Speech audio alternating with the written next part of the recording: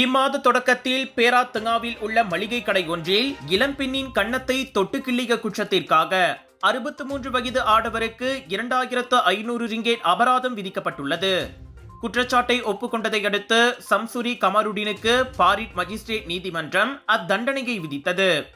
Simpang எம்பாட் போத்தாகனான் பகுதியில் உள்ள மளிகை கடையில் செப்டம்பர் 5ஆம் தேதி மாலை 4 மணிக்கு தம்மை மானபங்கம் படுத்தும் வகையில் முதலாளி நடந்து கொண்டதாக 23 வயது இளம்பெண் முன்னதாக போலீசில் புகார் செய்திருந்தார்.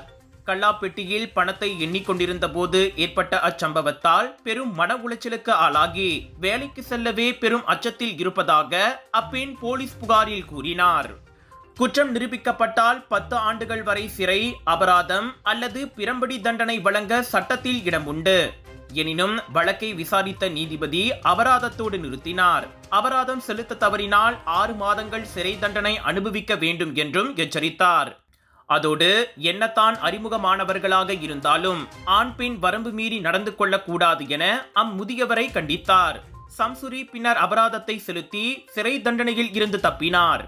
Ready to take your golf game to the next level? Join the Bridgestone ASEAN Amateur Open 2025 and stand a chance to win 5 amazing hole-in-one prizes, including a brand new Mazda CX-30. Don't miss out. Register now at bridgestoneasianamateur.com.